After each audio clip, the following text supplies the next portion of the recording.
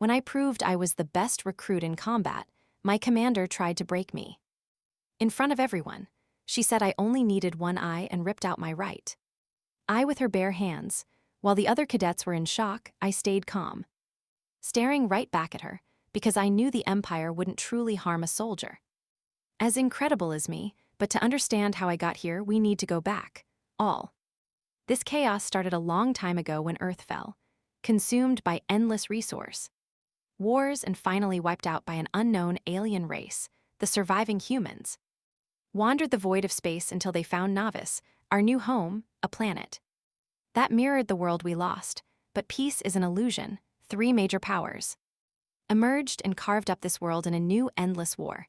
The Bato Federation, melting pot of alien species, the holy alliance of the Krates, fanatics, wielding magic and mental power. And us, the Akaria Empire, steel, mechanized. Discipline and an unshakable belief in our supremacy.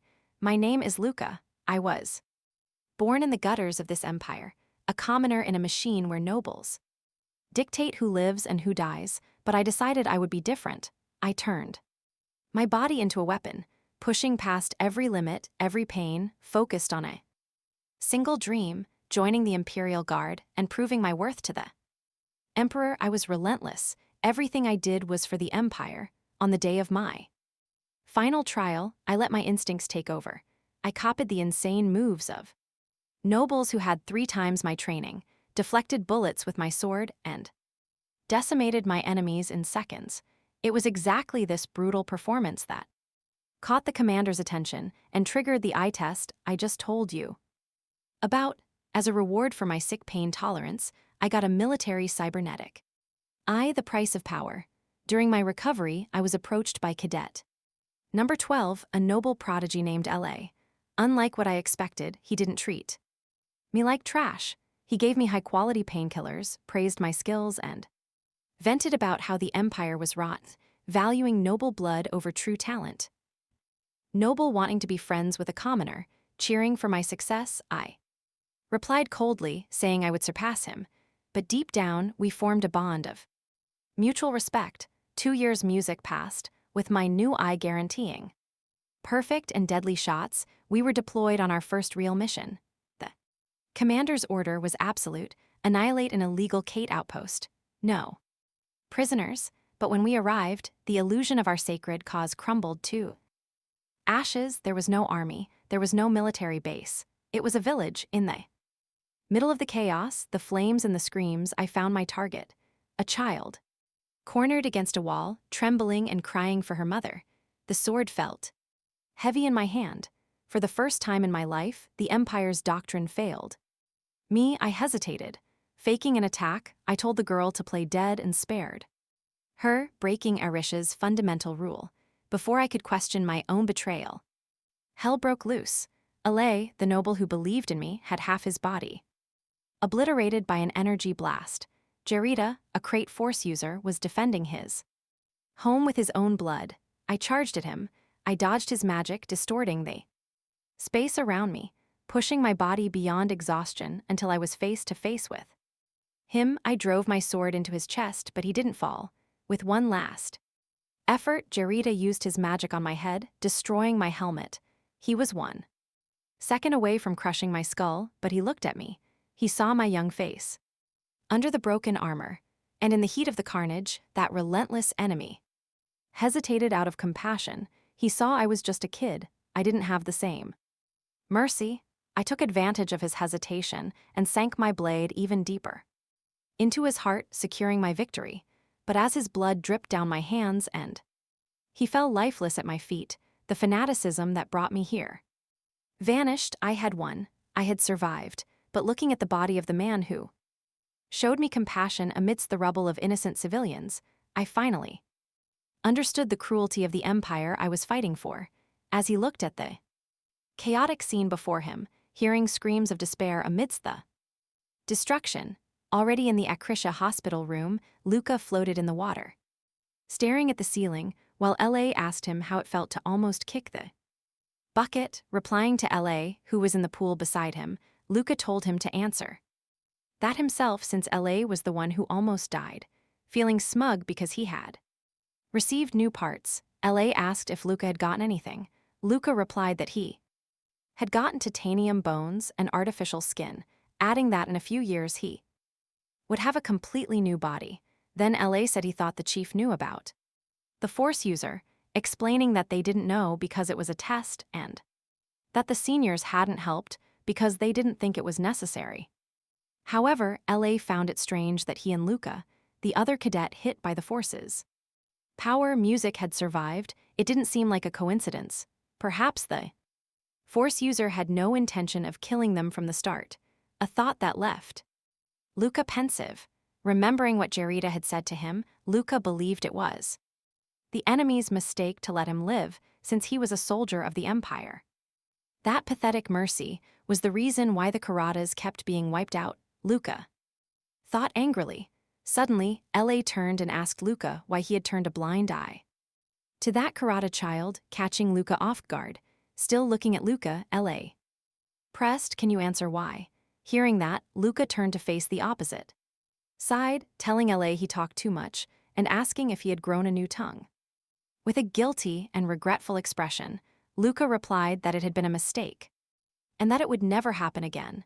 An instructor announced that the trainees had now completed 2 of their 4 years of Imperial Guard training and that they should serve as models for the younger recruits, especially Luca and LA as the top 1 and 2 of the troop.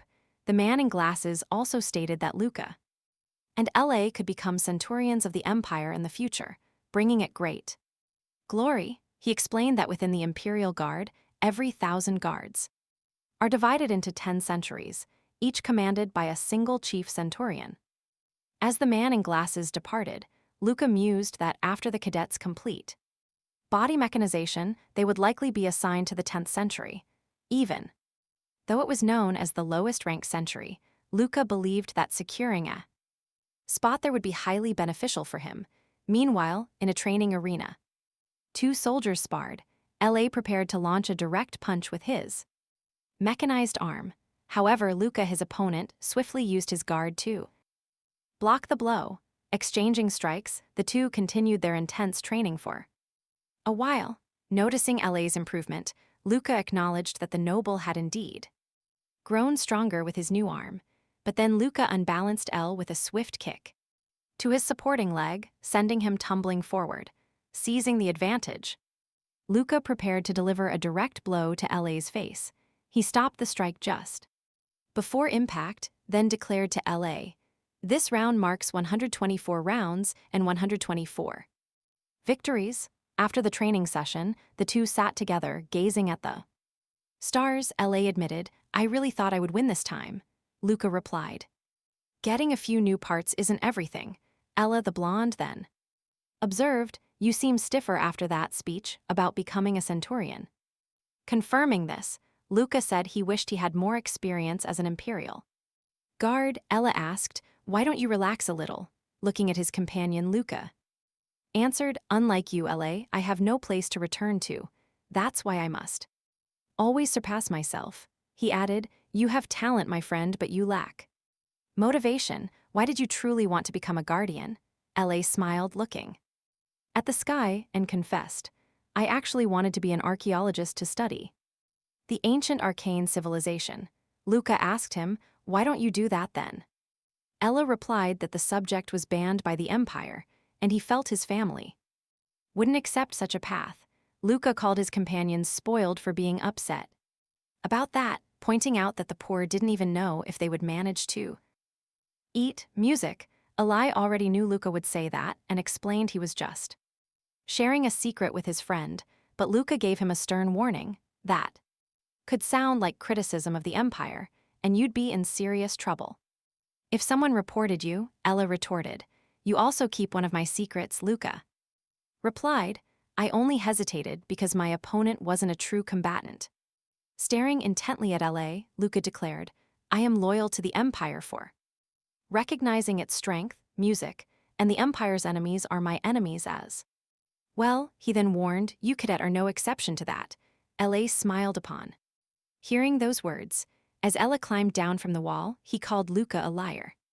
Looking at Luca, Ella said, "If your devotion to the Empire were truly Fanatical, you would have already tried to kill me. Walking away, Ella told his friend, don't be so hard on yourself. With an annoyed expression, Luca called Ella an idiot, muttering, if he keeps that up, he's going to get himself screwed. A year later, in an uninhabited neutral arcane zone, the soldiers were on a reconnaissance mission. Ella, with his hand on a wall, excitedly exclaimed, this is a mystical place.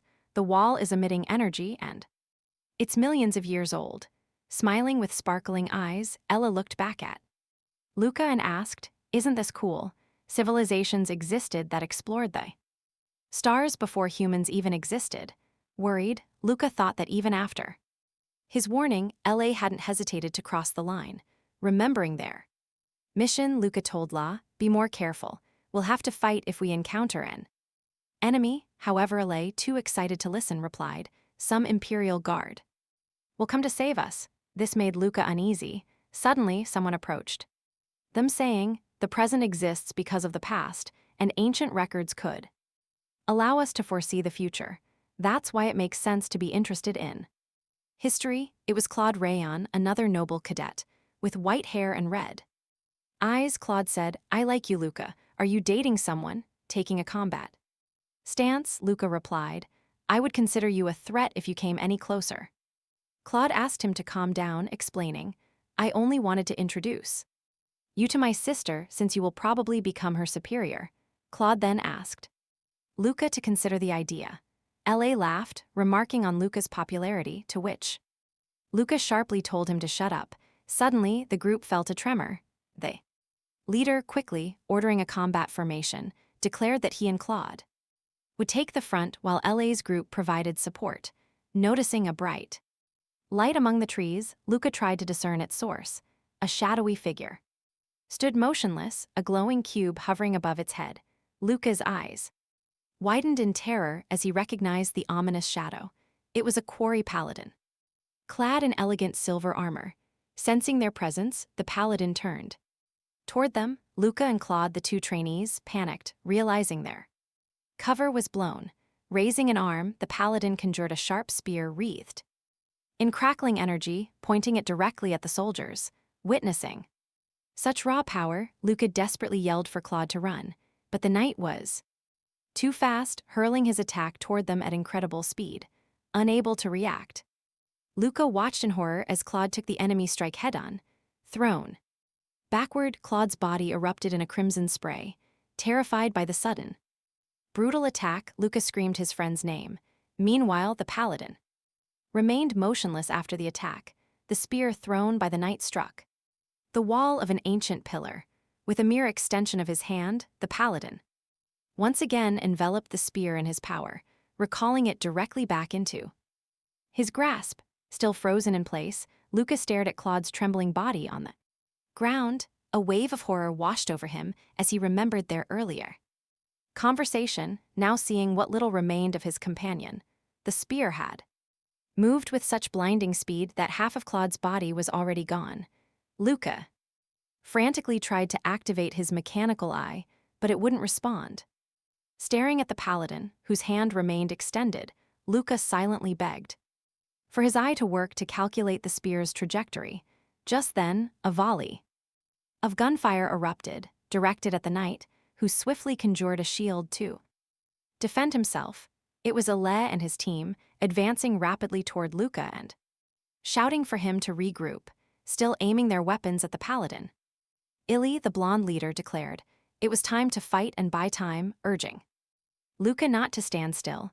Luca knew I was right, escape was impossible. There was only one course of action. Unsheathing his red sword, Luca prepared to fight. He recalled the Imperial Guard's senior officers, knowing he only needed to buy time until reinforcements arrived. Luca and the paladins stared each other down, and the desperate race against time began. The paladin hurled his spear again toward Luca, who managed a partial dodge. The spear grazed him, tearing away half of his helmet. The knight swiftly manipulated the force, causing the spear to change trajectory and loop back toward Luca from behind. Seeing the spear rapidly approaching, Luca realized he wouldn't have time to dodge. A memory flashed through his mind. the near-death sensation, and Commander Castoria's voice declaring the Imperial Guard had no need for weaklings. Galvanized, Luca repositioned himself, drawing his sword to defend. He managed to make his blade collide with the spear, thinking he needed to attack before the paladin could make another move. With the impact, the force surrounding the spear shattered. An explosion then erupted, kicking up a cloud of dust. Eli, worried, shouted Luca's name. A piece of Luca's sword was flung far away, spinning before embedding itself in the ground, still standing after the blast. Luca found himself disarmed, his hand destroyed from blocking the spears. Attack! Facing the paladin who stood before him, Luca braced himself for the next strike. This time, the knight gripped the hilt of his own sword, blue aura emanating from his body. In a swift, deadly motion, he swung his blade, unleashing 3 slashes that formed a lethal triangle, hurtling toward the trainees. Luca barely dodged, but his right arm was cut. The blow, however, continued, striking the other soldiers behind Luca and cutting them all down. Realizing the paladin hadn't been aiming at him, the cadet looked back and shouted to his friend, who had been struck. Taking advantage of Luca's opening, the paladin advanced rapidly toward him, terrified and unwilling to meet his end there. Luca saw no way out, not knowing what to do. In a moment of desperation, he shouted and leaped toward the paladin, who prepared to strike again. Meanwhile, in the forest, someone was approaching, using propulsion to increase his speed, advancing faster than before. The red-cloaked guard headed deeper into the forest.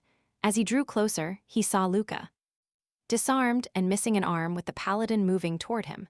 Just as they were about to collide, Luca saw the paladin's head grabbed right in front of him. Startled as he hadn't seen the guard arrive, Luca looked, trying to understand what had happened, realizing then that the Imperial Guard had finally arrived to save them. The guard slammed the paladin to the ground, still gripping his head.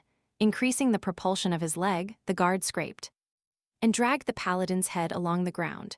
While doing this with one hand, he drew his pistol with the other, aimed at the knight's back, and fired multiple shots, all while continuing to drag his head across the ground. Seeing the ancestral pillar, the Imperial Guard turned and hurled the paladin toward it, causing an explosion on impact. From a distance, Luca saw the pillar vibrate from the force of the blow. Breathing heavily and still unable to believe he had survived, amid all the dust and smoke, the guard approached him. When the guard got closer and emerged from the smoke, Luca finally confirmed it was a senior. Shouting loudly, Luca became euphoric, finally safe with the Imperial Guard there. However, behind the guard, the paladin braced his sword on the ground, trying to stand again. Looking back, the senior, exuding a red aura, stared at the knight, who glared back through his cracked mask. Now facing the paladin, the guard prepared for a new battle. The knight, meanwhile, leaned on his sword, trying to stand and fight again. Grabbing his axe, the senior pointed it toward the paladin. Watching from a distance, Luca, panting, thought about the battle. An Imperial Guard with a legion against a holy knight wielding the force. Meanwhile, as the two prepared to strike at each other, Luca wondered which side was stronger. Their weapons clashed, causing a blinding flash and a massive shock wave. They locked eyes, engaging in a raw contest of strength. The cloudy sky loomed as the two opponents traded blows while fighting in midair. In the middle of the forest, a massive explosion caused by their clash could be seen from afar. In an unrelenting exchange of strikes, neither gave the other any room to breathe. Music. Watching this, Luca thought that this was what it looked like when a senior fought so fast you couldn't even track the path of his weapon. As the two kept fighting, Luca prayed for the guard to win. Landing a powerful blow, the guard used his weapon's propulsion to amplify his strike, shattering the paladin's weapon into pieces. Seizing the opportunity, the senior grabbed the knight by the head again, activating the propulsion of his mechanized arm and creating immense pressure against the opponent's skull. However, while the guard gripped his helmet, the paladin used the force on his finger to coat the spear. The spear, which had been lodged in the ground behind Luca, became enveloped in the force again. Realizing this, Luca looked at the spear with a fearful expression. Remembering Claude, Luca thought the senior had no idea of the weapon's speed and power and wouldn't be able to react in time, missing an arm and desperate. Luca knew that if the guard lost, it would also be his own end. Shifting his foot, Luca searched for a way to prevent it, when the spear shot out of the ground toward the senior. Luca threw his leg in front of it, which was torn clean off. Praying for it to miss its mark, all that was left was to wait, still. Holding the paladin's head, the guard noticed the spear coming his way, grazing past him. With the spear now having missed its target, the paladin grabbed the guard's axe, channeling immense force into his hand. Seeing the paladin's intent, the guard released his weapon and clenched his fist, preparing to punch his enemy. As the paladin intensified the force in his hand, the guard hurled his fist with full power, landing a crushing punch to the paladin's head. The impact slammed the paladin into the ground, causing a massive explosion. Amid the debris of the blast, Luca lay panting, missing his right arm and leg. Too weak to move closer and see the outcome, Luca wondered who had won. Sensing someone approaching, he prayed it was the Imperial Guard. Still with his eyes closed, Luca heard the person beside him say he had done a good job. The voice said they had managed to get rid of the paladin thanks to Luca, then asked if Luca had any wounds on his abdomen. Luca replied that he had been wounded while trying to dodge the paladin's forced slash. The guard then offered to help him back to base. Looking at the guard, Luca was both shocked and disturbed. This was Legion, a full-body mechanical armor designed to remove all unnecessary parts for combat, transforming its wearer into the ultimate weapon. It was every trainee's dream to receive one. As the guard extended his hand, Luca noticed he had no head. Luca then wondered if the guard was alive, but without a brain, questioning whether he was a machine or a human. With an eerie voice, the guard, who hadn't realized it yet, tried to find his head, wondering if it was truly gone. Upon realizing his head was missing, the guard let out a desperate scream, then fell to his knees, showing no sign of life. Seeing this, Luca wondered if he had been trying to become such a monster all along. Looking at his own body, Luca noticed he was trembling and cold, wondering if he would survive until help arrived. Lying on the ground with the lifeless guard's armor beside him, Luca wondered if this was the last thing he would ever see. However, someone approached and asked Luca if he was okay. It was Lei, who had also survived the paladin's attacks and had come to find his friend. Luca asked his companion Lei about the others. Lei replied that everyone else was dead, except for the two of them. Sitting next to the fallen guard, Lei, the blonde, asked Luca how bad his injuries were. Luca replied that he would meet his end soon. Still lying down, Luca asked Lei what he planned to do now, surprising his friend with the question. Luca also said that the life he always wanted was right in front of his eyes, while Lei just listened and said nothing.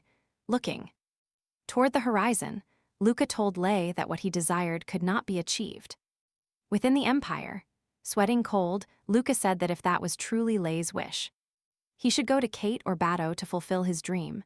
Still without answering, Lei heard Luca add that as soon as reinforcements arrived, they would have to return to the Empire, so Lei should hurry. After a short while, Lei stood up, panting and losing his strength. Luca looked at Lei, who was walking toward the forest. He thought any citizen of the Empire would envy Lei for having a family like his, remembering that night they had watched the stars. Luca thought he couldn't understand Lei. However, when Lei spoke about his dreams, that was when his eyes shone the brightest. So, from the bottom of his heart, Luca hoped Lei could live the way he wanted, then closed his eyes. Suddenly, Luca felt someone pressing a cloth against his severed arm. When Luca opened his eyes, he saw it was Lei and asked what that idiot was doing. Smiling, music, Lei said that seeing the way Luca was acting had made him worry whether Luca would actually die there. He added that he couldn't live with a clear conscience if Luca lost his life that way. Luca sighed, thinking Lei was an idiot as he saw the rescue craft approaching them. Sometime later, Luca was sitting focused on reading a comic book about the invasion of a starship. Then Lei arrived by surprise, asking if Luca was looking for new parts, which startled him.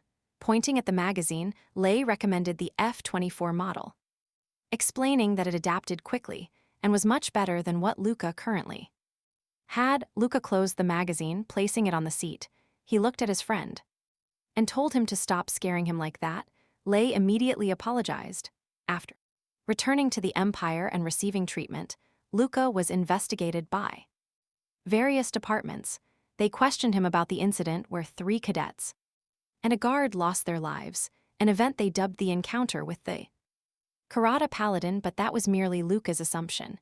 In truth, Luca had been called in for other reasons. Lele mentioned that an artifact had been found at the scene. Remembering the incident, Luca recalled the floating cube near the paladin and suspected it was the cause of everything. Looking at Lei, Luca asked who would collect the artifact. His friend replied that he'd heard they sent a team of specialists. Then, with a tense expression, Lei explained that if the Alliance refused to hand over the artifact and the site, a great war would break out. If the Empire fought against the Karatis, Bilata would benefit without lifting a finger. That was why several smaller, less damaging battles were already taking place, but Luca cut him off, saying he didn't want to hear about politics. He just wanted to take orders and fight. That was what a member of the Imperial Guard should do. Luca remembered reporting about the senior who lost his head and how the captain had dismissed it as a phantom phenomenon due to residual traces. He wondered if that was truly the case, but the captain's reaction to his words suggested otherwise. Pensive, Luca knew many of his questions remained unanswered. However, he wasn't foolish enough to go digging for information, especially since headquarters refused to respond. Within the cadet training facilities, there was an extravagant place that didn't match the overall atmosphere. This was the visiting room created so soldiers could meet with family and friends. Luca, however, had never expected to use it. Coming from a poor orphanage, he never imagined anyone would seek him out there, he thought as he looked at a white-haired girl standing before him. The girl was Lillian Ramon's, Claude's sister. Luca wondered why she had come to see him. Remembering the incident, Luca assumed she must be there to question him about her brother's death, as he had been the team leader. Lillian asked him not to worry, explaining that her family had already expected it ever since Claude became a member of the Empire. Sipping her coffee, Lillian said she was there to see him. She went on to explain that Claude had spoken about him often, referring to him as a talented friend among the other cadets. Her brother had wanted them to meet. Luca asked Lillian if she knew about his origins, and she replied that she preferred it that way, since formalities and bureaucracy in this case were minimal. Luca noted that she seemed to genuinely want to get to know him. Lillian then asked if he didn't like the idea of getting to know each other better.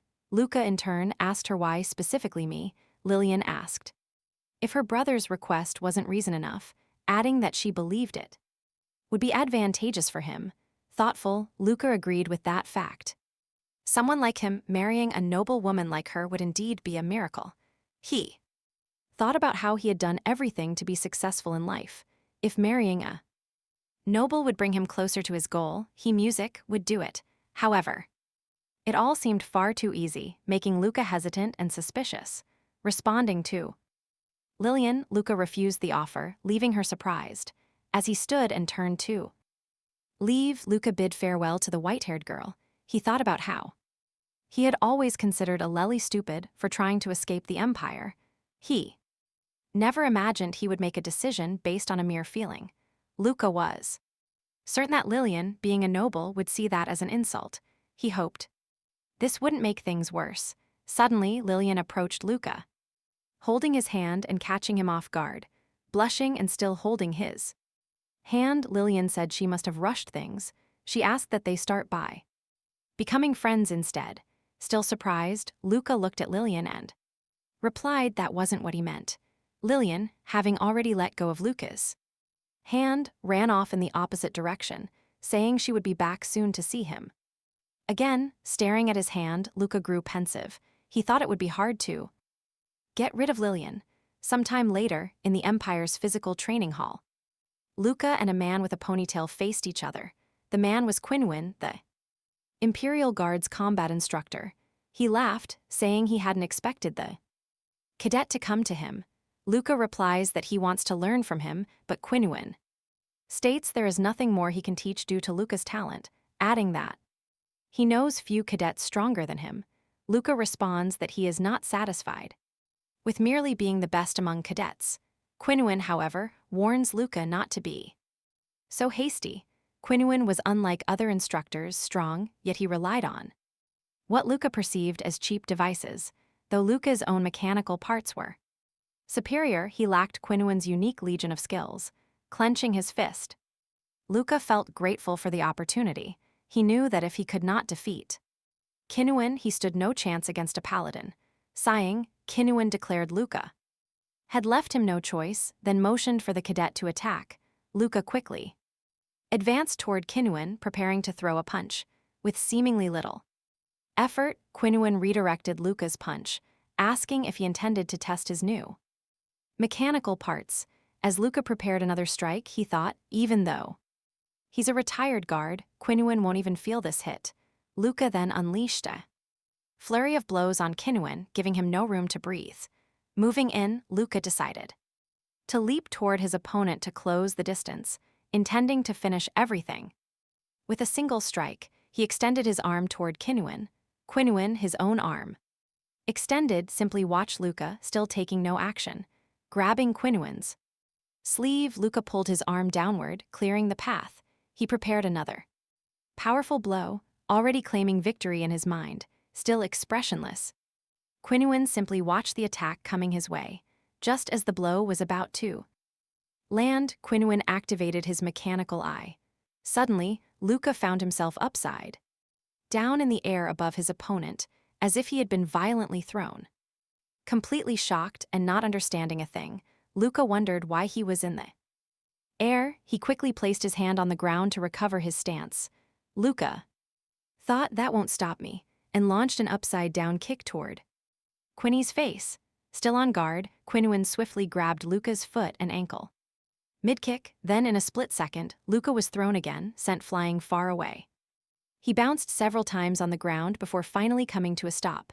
Looking fearfully toward Quinwen, Luca wondered what on earth had just happened. Approaching Luca, Quinwen stated that besides failing to gauge his opponent's strength, Luca had also gotten distracted during the fight. Looking down at Luca, who was still lying there bewildered, Quinwen asked, "Why are you in such a rush?" Luca realized that from his point of view, his first attack should have landed squarely on Quinwen's chin. However, the moment Quinwen touched his arm during the attack, Luca's body had been stunned. It was as if he had lost control. The kinetic energy of his own strike had been redirected back into him. Luca then asked Quinwen what that move was. Quinwen replied that it was his personal defense technique.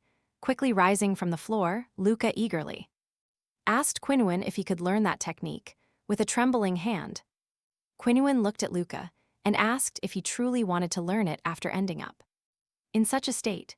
Quinwen also added that cutting corners always comes with a price to pay, as a trickle of blood dripped from his hand onto the floor. Once again, the two were seen in the arena, now facing each other while sitting. Quinwen then asked Luca what he had learned from the battle. Luca replied that he had been lured in and lost control of his body. Quinwen explained that this was the RC's combat method. Luca then asked if that method was not typically used by bandits. Luca suggested it should be implemented into military standards, but Quinwen replied that the method had 3 problems. Luca asked if one problem was its difficulty to learn. Quinwen agreed, praising Luca, and then mentioned a problem related to the brain. Again, Quinwen agreed but stated that Luca could not know the last problem just yet. Luca declared that in the future he would try to learn it. As Quinwen stood up, he told Luca it was not his decision to make, then asked if Luca knew how much money had been invested in him. Luca also stood up, attempting to answer, but Quinwen interrupted him. The instructor then told Luca to respond, explaining that Training that technique inevitably caused brain damage, and asked if Luca could then swear never to use it. Looking at Qinuan's back, Luca knew that if he lied, Qinuan would know. Luca admitted he couldn't swear it, but promised to try his best not to use the technique. This made Qinuan smile. The instructor turned, still smiling, and placed a hand on Luca's shoulder. He told Luca he liked his honesty, which surprised the soldier. Suddenly, the instructor swept Luca's legs. Before Luca could react, he was on the ground. Walking to the other corner of the ring, Qinuan told Luca to always anticipate attacks from now on. Only then, he explained, would Luca be ready for any situation. Luca, looking at Qinuan, started to ask, "Does that mean?" Qinuan stared back, cutting him off. "Get up quickly," he commanded. "I like those who learn fast." After a while, LA, concerned, asked Luca if he was sleeping. Well, Luca's friend looked at him with a tired face and huge dark circles under his eyes. As the two walked down a corridor, Luca replied to LA that he had just been busy. He thought to himself that it had been a month since his training with Qinuan began, but Qinuan hadn't taught him anything directly. Instead, the instructor had told him to observe and learn on his own, explaining that Ari combat was different and utilized the user's abilities to their maximum potential. It was a superior form of combat, using every weapon in one's arsenal to create the most efficient method within seconds. It was essentially a way of using the mind. Meanwhile, Luca asked how LA's mission went. LA replied that it had been nothing special. Still walking, LA mentioned that recent missions had been easy. Luca suggested the Alliance must be being careful. Luca then asked LA if that wasn't the reason the commander wasn't around. LA replied that he had heard from his family about it. Luca Music then asked if it would take at least a rebellion for the commander to be deployed. LA confirmed it. Luca looked alarmed. LA, however, said he didn't know many details, only that a group had planned a rebellion. Irritated, Luca called the group stupid for attempting a civil war in the middle of a conflict against the Alliance. LA then warned that if they made the foolish mistake of ignoring such problems, they would end up rotting from the inside. Hearing that, Luca pinned LA against the wall and prepared to punch him in the face. In a threatening tone, Luca told LA he would overlook his wish to leave the Empire, but not his becoming an enemy. Scared and breathless, LA said he had also passed the guard's attitude test, but believed it was important for the Empire to know about this. He pleaded with Luca to calm down. Releasing LA, Luca told him not to say suspicious things as he didn't want to see LA's name on the rebel list. Smiling, LA asked Luca to relax, and as a gift, offered to pay for his meal over the weekend, but without looking at LA, Luca said he already had plans and told his friend not to talk to him because it was irritating. Still in the hallway, Ella asked Luca if his plans were with a girl, but Luca simply told him to leave. Sometime later, in the lower sector of Arisha, Luca and Qinuan both expressed feeling nostalgic about being there again. Luca said that ever since becoming a soldier, he had never thought of returning to that slum. As Qinuan looked at Luca excitedly passing by two men fighting, Luca hadn't imagined that the instructor would bring him to this place.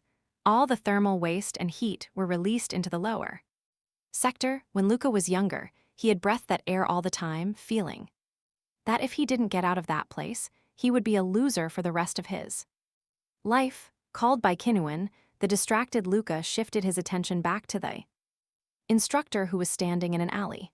After passing through the alley, they found themselves in a somewhat busy place.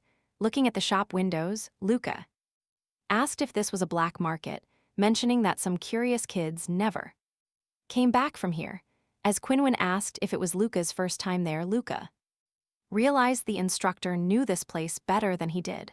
Looking at his hand, Luca remembered that Qinuan had told him to use low-quality arms and legs, and he wondered why. In front of Luca, Qinuan told him to get ready. At the end of the hallway, two guards stood in front of a door. When Luca and Qinuan approached, one of the guards told them to stop. Qinuan replied that he wanted to speak with the supervisor. Hearing that, the guard asked if Qinyuan knew. Alf, the boss of the place. Qinyuan said, no, he just wanted to see him. The guard then drew his pistol and pointed it at Qinyuan's head, asking if he was crazy. Qinyuan simply smiled at the situation. Meanwhile, Luca quickly moved in and took the guard down, still falling. The guard, not understanding what had just happened, looked up and realized it was the boy. As they finally hit the ground, the other guard turned toward them. However, Luca had already disarmed the guard on the ground and was pointing a gun at him, telling him not to move. With a smile, Qinyuan asked the nervous guard if he understood the situation now, then told him to bring Aleph quickly. The two guards then threw their weapons to the floor. Looking at Qinyuan, Luca asked what he would have done if Luca hadn't been fast enough. Qinyuan replied that he would have found another way. Meanwhile, Luca looked around and asked what this place was. Smiling, Qinyuan answered, saying this was the hottest spot in the empire, which left Luca confused. Seeing Luca's confusion, Qinyuan, still smiling, told him this was the Colosseum. Inside, two guards stood in front of a closed room. Inside the room, Luca and Qinyuan sat across from three other men. A fat man in a suit sat in front while the others stood behind him like bodyguards. Facing the fat man, Qinyuan pointed at Luca and asked him to put the boy in the match. Qinyuan added that it was fine if Luca died fighting, and Luca then understood why he needed low-grade equipment. While listening, the fat man took a drag from his cigarette. Unexpectedly, the fat man flicked the still-lit cigarette toward Qinyuan. Quickly, Luca caught the cigarette that would have hit Qinyuan's chest while Qinyuan stood still without reacting. Meanwhile, they noticed the two guards were pointing their guns at them. The fat man then said they misunderstood, claiming he only called them here because it would be easier to get rid of them. Analyzing the situation, Luca knew this was a bluff. If the fat man hadn't wanted to hear them out, he could have gotten rid of them long ago. And now three guns were pointed at them, not counting the two guards outside. Thinking about what he needed to do first, Luca kicked. He flipped the table toward the fat man, using it as a shield, startling and surprising the fat man and his bodyguards. As the table shattered, Luca charged toward his enemies. Luca then put the fat man in a chokehold, disarming him. With the fat man's gun, Luca aimed at his bodyguards, quickly landing a shot to the head of each one, taking them down. Hearing the shots, the guards outside stormed into the room to see what had happened, but Luca was already on them with his gun aimed, sending those two to a better place as well. However, this was all a simulation created by Luca's mechanical eye. Qinyuan then asked about the former owner of the place. The fat man then asked if Qinyuan knew Tora, explaining that Tora was caught rigging matches. And after that, he was done for. Qinyuan said it was a good deal since the fat man took down Tora and took over the Colosseum. This was normal as Tora had done the same thing. Getting closer to Qinyuan, Alf pointed his gun at Qinyuan's head, asking how he knew so much, but this time with a serious look. Qinyuan told Alf to calm down unless he wanted to visit Tora in the afterlife. Hearing that, Alf became startled and afraid, then telling his guards to lower their weapons, Alf sat back down, awkwardly adjusting his glasses. Alf asked if all Qinyuan wanted was for Luca to join the match. Analyzing Luca, Alf said Luca's body wasn't built for combat, and that he would be destroyed quickly. Alf then agreed to put Luca in the match, but wanted something in return, so Qinyuan offered Tora's safe, saying that he knew its location and that Alf had Tora's eye. Alf, now worried, wondered who Qinyuan was and why he knew so much. Smiling, Qinyuan said he was merely a spirit from the past and that Alf didn't need to worry. Alf offered Qinyuan VIP treatment, which Qinyuan accepted, then requested that they put Luca against their best fighter. Looking at Qinyuan, Luca realized he still had much to learn from the instructor, someone who could take control of any situation without moving a muscle. Already in the Colosseum's waiting room, Qinyuan stared at a tablet. He reminded Luca that the fight was in 2 hours, and Luca asked him what was inside the vault. Qinyuan replied that the contents could change Alf's life, adding that he would explain more to Luca after his victory, showing Luca the tablet, Kinnuan revealed his opponent was Gabriel, the iron music. Fist, Kinnuan warned that Colosseum fighters didn't care about the future and would use anything to win, reminding Luca that he might not be able to take even one direct hit. Looking at Luca, Kinnuan told him to pay attention as he was about to explain the foundation of the RC's combat method, relaxing his hand. Kinnuan told Luca to be satisfied with what he had. Hearing that, Luca said he had learned that satisfaction meant losing, but Kinnuan replied, "Water doesn't break, it changes music's shape." Kinnuan then said he had been watching Luca since his first exam, and with Luca's potential, seeking him out had been the right thing to do. Luca said Kinnuan was just buttering him up.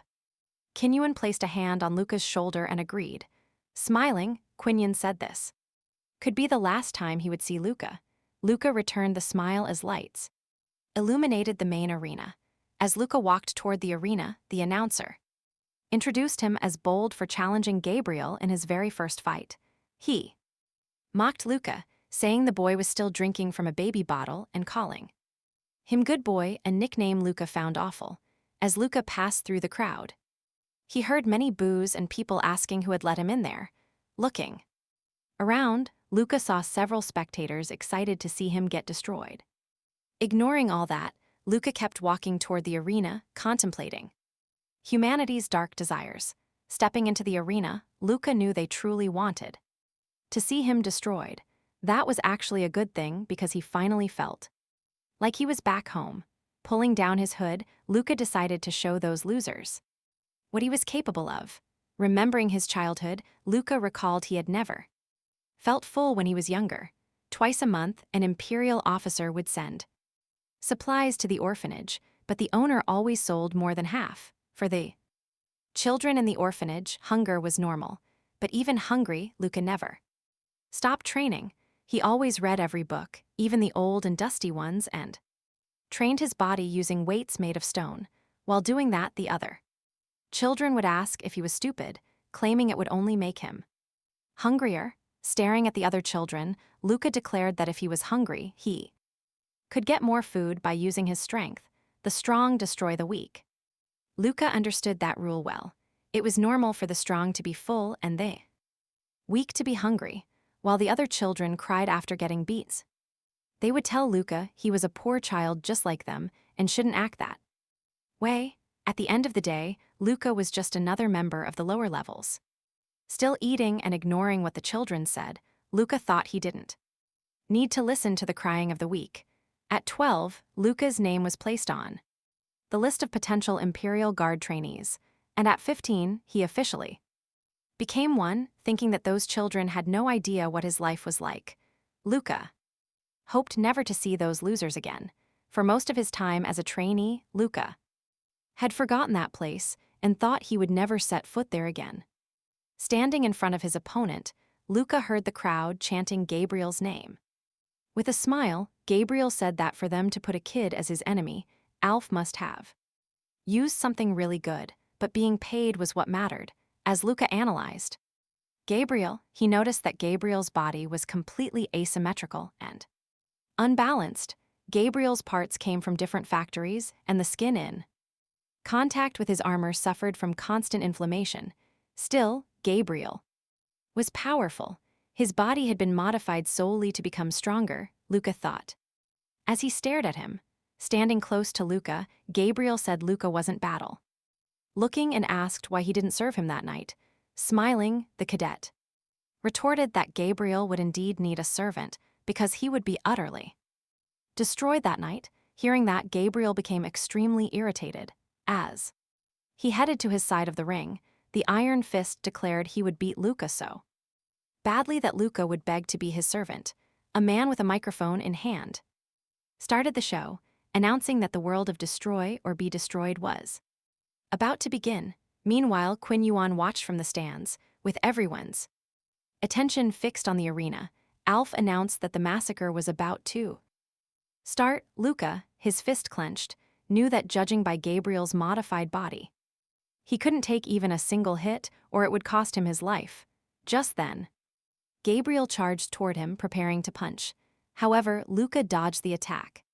causing Gabriel's fist to smash straight into the ground. Once again, the iron fist tried to land a punch, and once again he missed. Seizing the opportunity, Luca landed a clean kick right to Gabriel's head. Gabriel laughed, looking at Luca, and asked if that kick was supposed to tickle.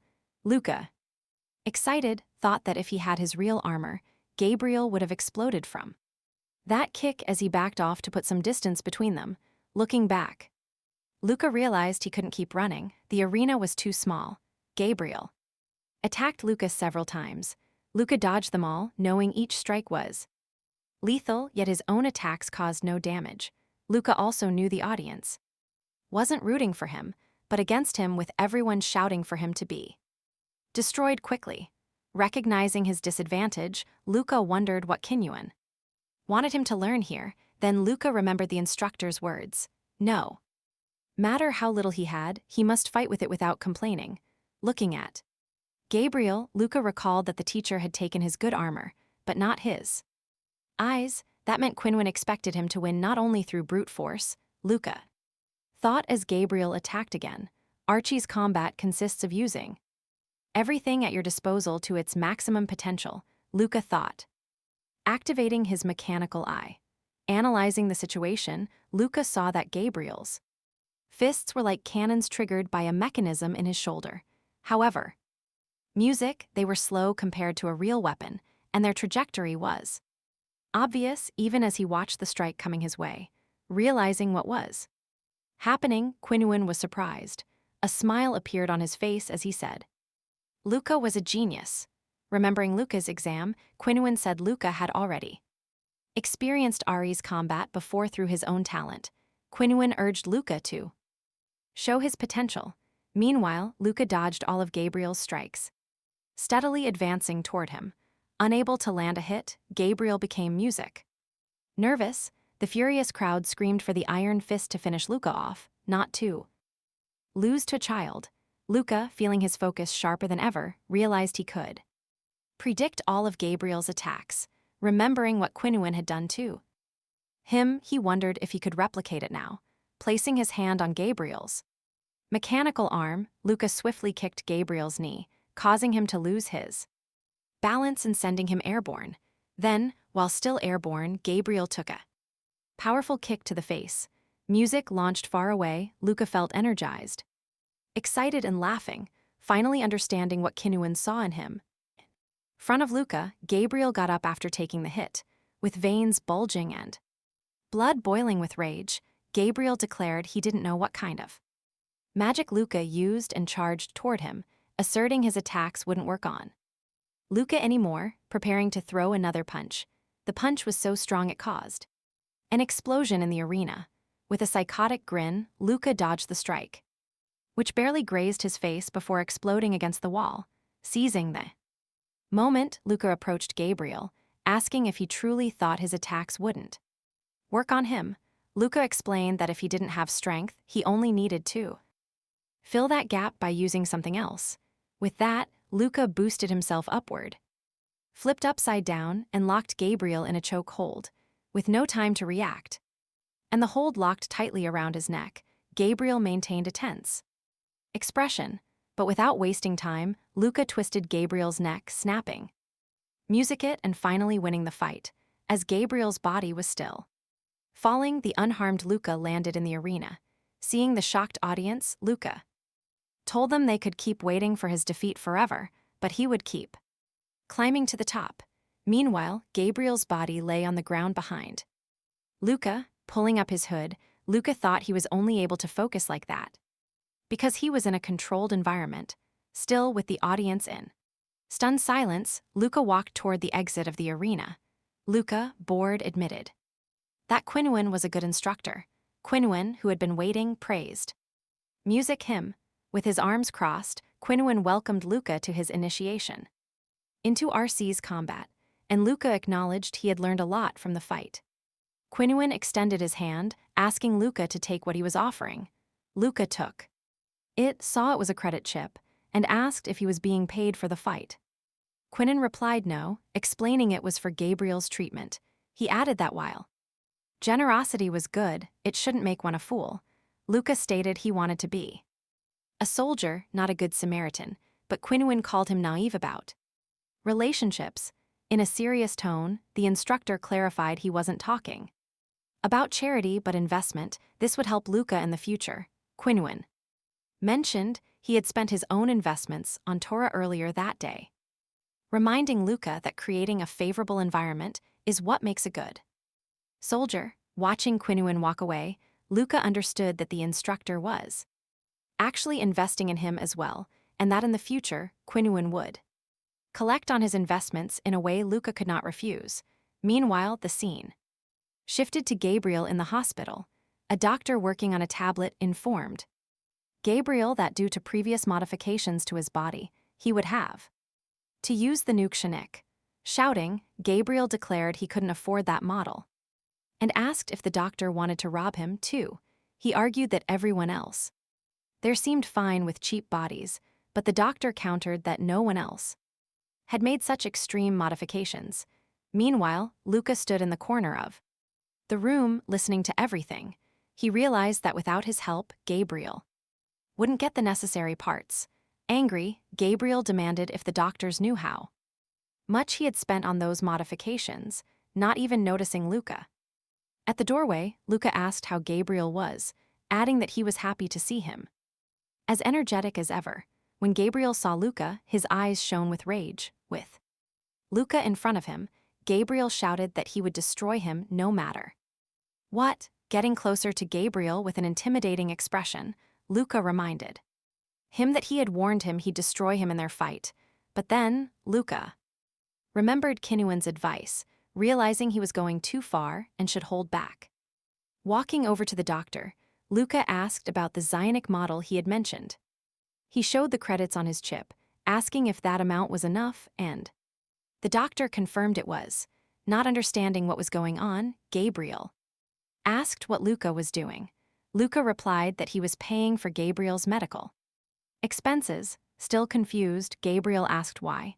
Hearing Luca say he just felt like it, Gabriel remarked that the nickname Good Boy fit him perfectly. Then, struggling with his own pride, Gabriel understood this was the mercy of the victor. He asked Luca for his name and Luca confirmed it. Then looking at Luca, Gabriel said that if Luca ever needed his help, he just had to ask. Gabriel added that he was in debt to Luca, a feeling Luca actually thought he liked. Back in the physical training arena of Akka, two people faced each other. Ring, wasting no time, Ally rushed toward Luca, throwing a kick toward his head. Blocking the kick with his hand, Luca kept a bored expression. Then, relaxing his hand, Luca used Ari's combat to spin Ally and throw him away. After the training ended, Ally's body had clearly felt that session. Sitting next to Luca, Ally asked if he had learned Ari's combat from instructor Quinhuan, and Luca confirmed it. A bit confused, Ally asked if that wasn't used by bandits, and Luca replied yes, even if it was hard to believe. Then Ally said he couldn't imagine beating Luca anymore, and Luca praised him for being the only trainee able to fight him.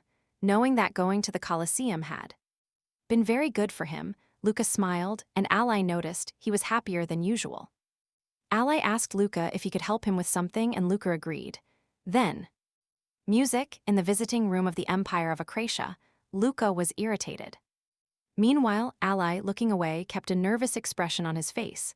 By Luca's side was Lillian, her red eyes staring fixedly at him. Trembling, Luca called out to Ally.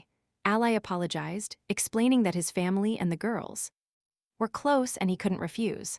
Soon after, Lillian said she had signed up several times to visit Luca, then asked why he had been avoiding her.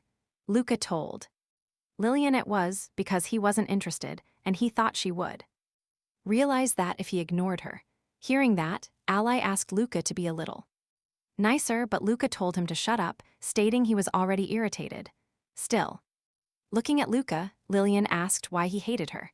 Luca replied that he had no time for women, only for his goal. Lillian asked if he wouldn't benefit from being closer to her.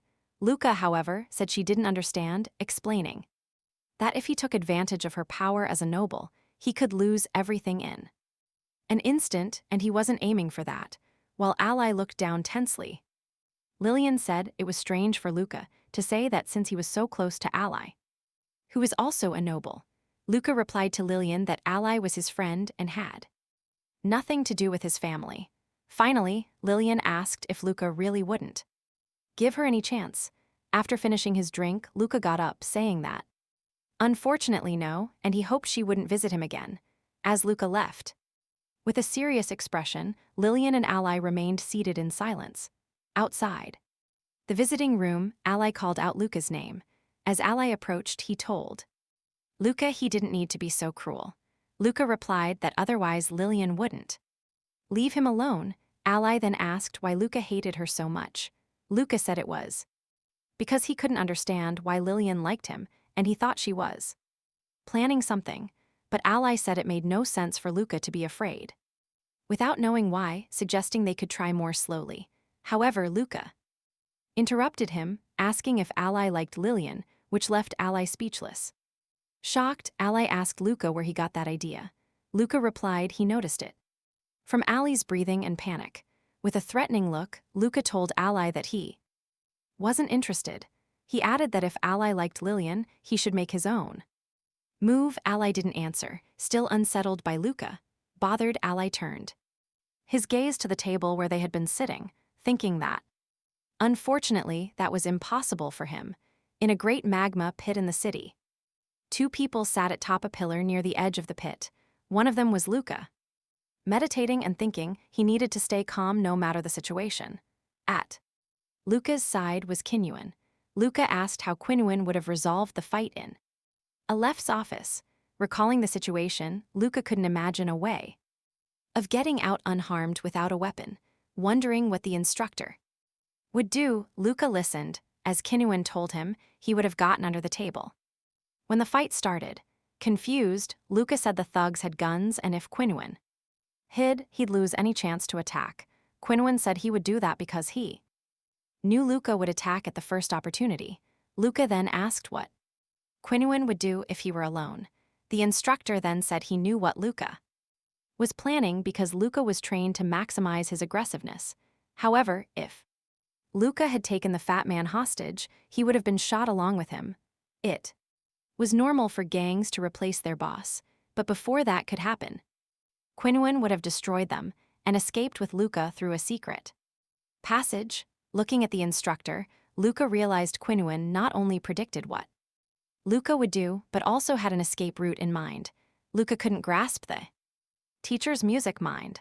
Qinuan said RC's technique used the whole brain to heighten perception. Hearing this, Luca understood that brain problems came from constantly pushing it to the limit. After thinking for a moment, Luca asked Qinuan if using the Legion wouldn't allow him to use RC's combat style. The instructor confirmed. Qinuan explained that upon becoming a guard, Luca would be gifted a Legion, which uses memory signals to access all brain resources. That meant there wouldn't be any extra resources left for RC's technique while using the Legion. Disappointed, Luca knew the teacher hid this because of how he'd react, but if he'd known earlier, he wouldn't have learned it. Seeing Luca leaving, Qinuan wondered if this was the end. Luca thanked the instructor for everything. Still watching Luca, Qinuan said that if Luca changed his mind, he was always welcome there.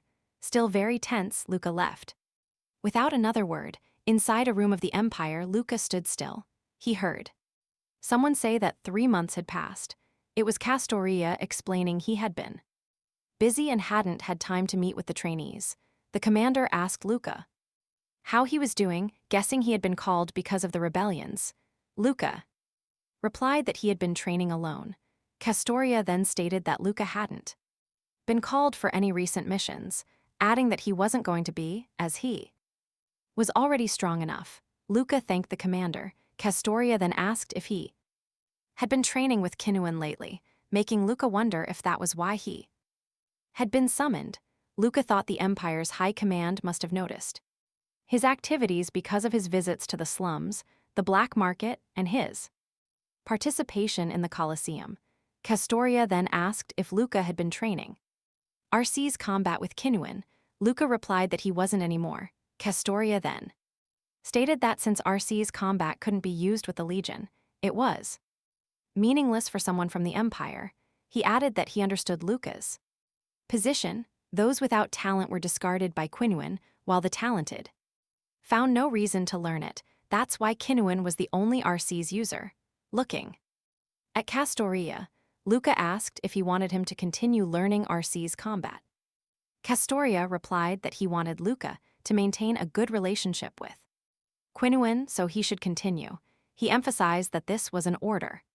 Surprised, Luca wondered why Castoria was being so cautious with a retired soldier like Quinhuan, but he knew better than to ask. Luca replied that he would follow orders.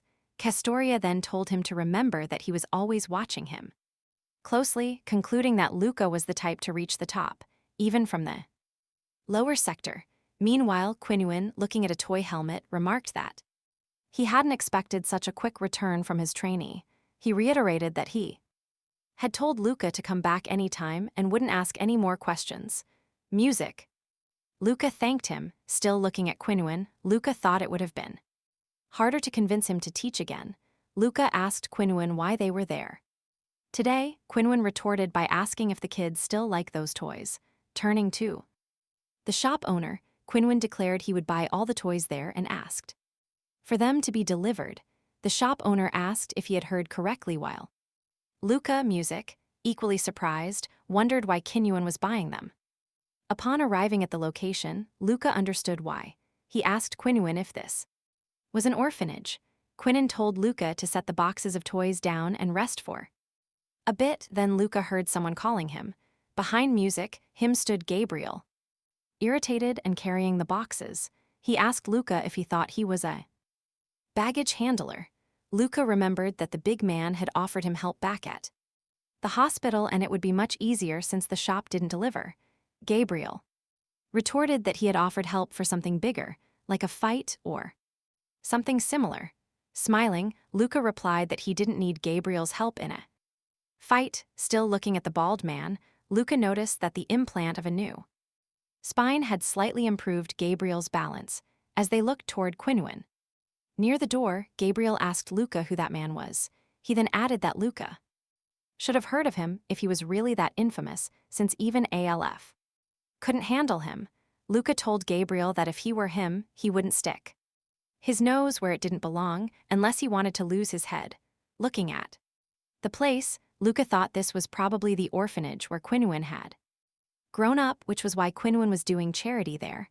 Several children from the orphanage came running toward the two men.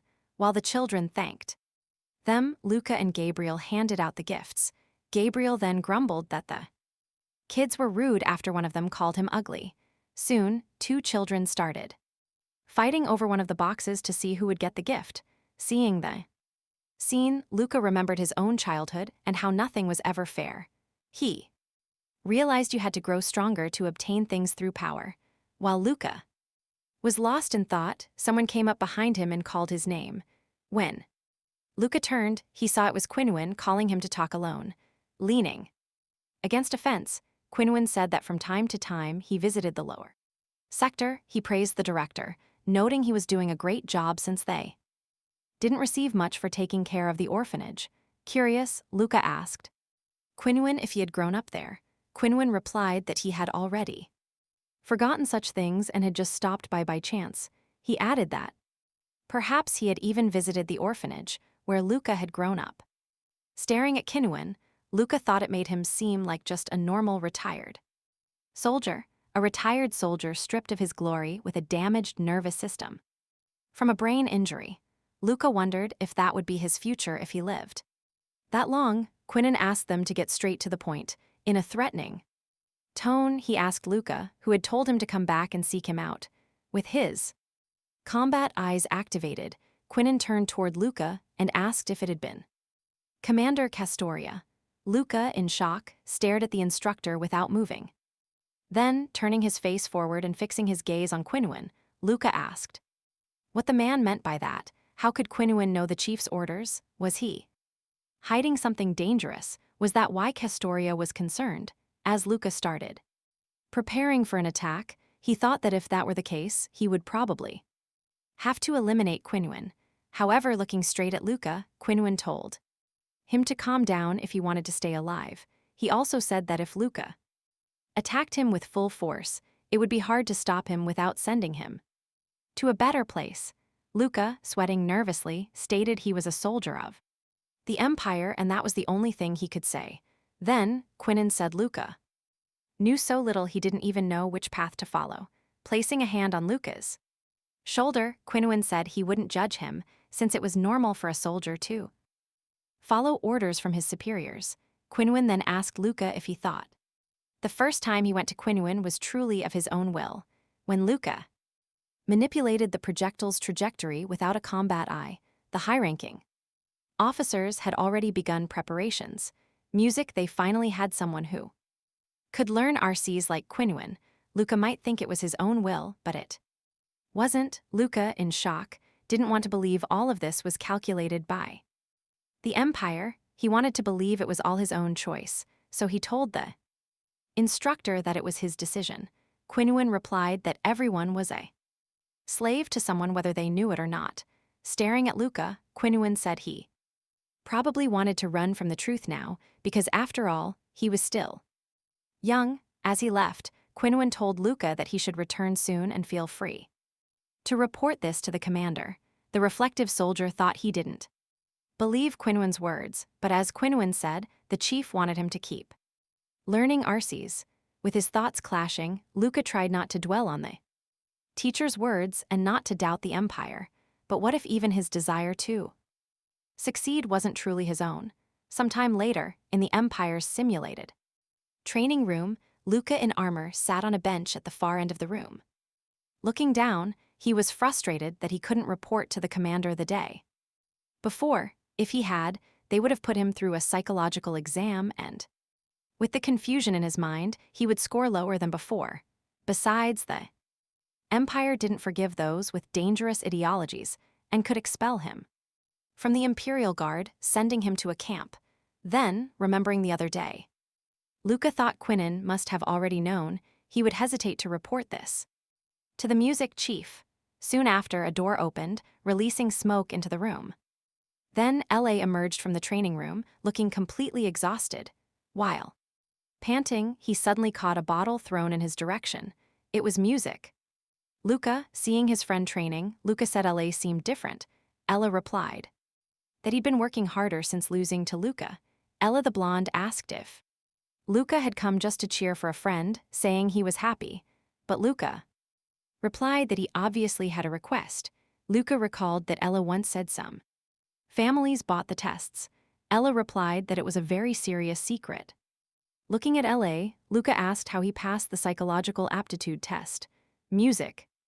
Ella, staring at him, asked if Luca knew that was a very dangerous thing to ask. Sitting down, Luca said he checked to make sure no one else was around. LA said he wouldn't ask why, but there was a trick. It was to create a simplified version of your ego to interact with the world, hiding your real ego and showing only what was favorable for the exam. Meanwhile, the confused Luca questioned him. Elle replied that there were cases where people lost memories or changed personalities due to trauma, so they were just doing that consciously. Luca wondered if that was even possible. If he acted like a loyal soldier, this new ego would develop in his mind. And that's what LA had done 2 months before the test. The only problem was that doing this for too long could make him forget his real ego. Luca asked where LA learned it while thinking that by using this method, he would just need to pretend to be his old self before meeting I and Quinwen. Looking at Luca, Elle said he didn't know what Luca was trying to do, but asked him to be careful because tampering with the psychological test was something very serious. Luca said he never thought he'd hear that from the blonde as his combat eyes suddenly activated, catching him by surprise. Quinwen was trying to communicate with Luca. The two then met again in the lower sectors, standing in front of a building, staring at the structure. Quinwen told Luca that today would be a simple training exercise. Quinwen praised the building, noting it was well built for a gang hideout. Luca, however, felt a pang of unease. Quinwen was treating him normally, as if nothing had happened at the orphanage, and that bothered Luca. The instructor then told Luca he had 20 seconds. In front of a locked door, Qinyuan instructed Luca to take down all the gangsters inside.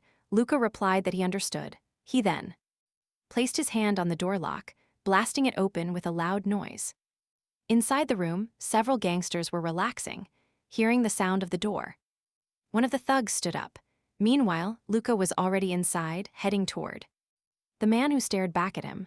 Standing face to face, the thug asked what Luca wanted, adding that he didn't look like a customer. Calmly, Luca observed that one of the thugs was coming straight at him with a weapon. Analyzing the environment, he realized there were 3 armed thugs, one who seemed to be their leader and someone else in the bathroom. Then pointing his gun at Luca's head, the thug said he was unlucky for having to do this to a kid. But before he could finish speaking, he took a punch to the stomach and ended up on the ceiling without even seeing what had happened. The other 3 thugs stared at their friend stuck to the ceiling, unable to believe what had just occurred. Meanwhile, Luca, with his fists clenched, muttered that his mind had been too troubled lately and he was going to let it out a little.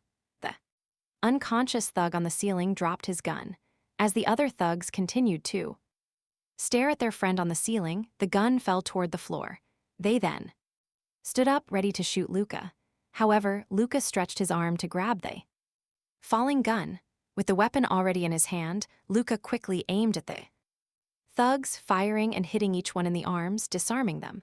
On the other side of the room, the gang leader aimed his weapon at Luca, firing several times in his direction while cursing him. Without much trouble, Luca dodged all the shots and remarked that it was unbelievable someone so bad could be a gang leader. Then Luca aimed his weapon toward the bathroom door. The door opened and another thug, pants down and holding a shock device, stepped out. Wondering what was going on, seeing the whole situation in front of him, he wondered what all the commotion was about. Still aiming at the thug, Luca told him to knock himself out if he didn't want to lose a few limbs. Looking at his shock device, the thug thought for a moment about what he should do. After that, a bright light and electric sparks filled the entire room. Luca stood in front of the fallen thug on the ground, saying he still felt someone's presence in the bathroom. When he entered the room, he saw the body of a woman naked and sitting on the floor. Luca's expression changed, filling with rage. While cursing the thugs, he also noticed that the girl was tied up with ropes. Already outside the room, Qinyuan told Luca it had taken him about 12 seconds to take care of them all.